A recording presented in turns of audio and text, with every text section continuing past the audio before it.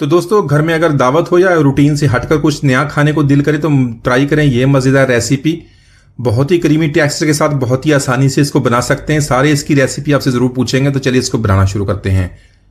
बिस्मिल्लाहिर्रहमानिर्रहीम, अस्सलाम वालेकुम, वेलकम टू माय चैनल। तो दोस्तों, आज मैं आपके साथ मीठे की बहुत ही मज़ेदार रेसिपी शेयर करूंगा। बनाने में बहुत ही आसान है, एकदम ज़बरदस्त टेस्ट बनता है। तो यहाँ पर आज की रेसिपी के लिए मैंने हाफ कप पानी का ले लिया। इसमें 3 टेबलस्पून हमने कॉर्नफ्लोर के ऐड कर लेने। यहाँ पर इसको बहुत ही अच्छी तरह मिक्स कर लेंगे। तो यहाँ पर जो आज की रेसिपी हमारी बहुत ही फेमस रेसिपी है, शादी ब्याह में भी इसको बनाया जाता है, बहुत ही ज़बरदस्त टेस्ट बनता है। तो इसको अच्छी तरह मिक्स करने के बाद इसको एक तरफ रख लेंगे, बाद में इसको हमने इस्तेमाल करना है।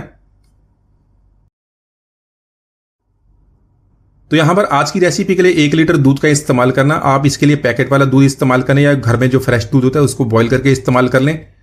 किसी किस्म का भी दूध है उसको इस्तेमाल करें, जरूरी नहीं कि आपने फुल फैट का इस्तेमाल करना है। तो यहाँ पर हमने इसको मीडियम फ्लेम पर बॉईल कर लेना है।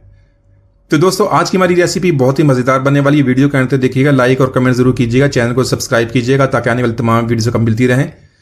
तो यहाँ पर साथ साथ इसको इसी तरह मिक्स भी करते रहेंगे ताकि ऊपर जो इसकी मलाई बनती है अच्छी तरह दूध के साथ मिक्स हो जाएगी। तो दूध को यहाँ पर हमने मीडियम फ्लेम पे बॉईल कर लिया। साथ में हमने चीनी ऐड करनी है। आप अपने टेस्ट के मुताबिक इसको ऐड कर सकते हैं। मैंने यहाँ पर 1/4 कप चीनी का ऐड कर लिया है। साथ में हमने 1/3 कप सवैयाँ लेनी है। सवैयाँ आपने रंगीन कलर की लेनी है, इसी तरह रंग बिरंगी सवैयाँ, इनका बहुत ही ज़बरदस्त दिखने में बहुत खूबसूरत लगती हैं। तो यहाँ पर फ्लेम को मीडियम कर देंगे। मीडियम फ्लेम पे 6 से 7 मिनट तक इसको हमने कुक करना है ताकि जो सवैयाँ अच्छी तरह कुक हो जाएं। इसी तरह इसको साथ में मिक्स भी करते रहेंगे और साइडें भी साफ करते रहेंगे ताकि जो दूध होता है जो साथ में लग जाता है वो इसी तरह मिक्स हो जाएगा। आपको इजाफी इसके अंदर कोई भी खोया या मावा डालने की जरूरत नहीं पड़ेगी।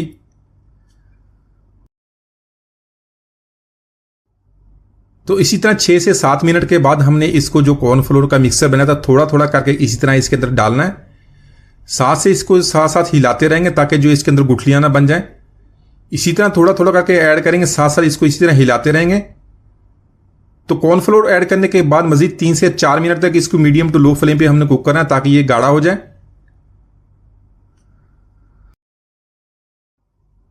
तो इसी तरह सारा कॉर्नफ्लोर हमने इसके अंदर ऐड कर लिया। इसको अच्छी तरह हमने मिक्स कर लिया है।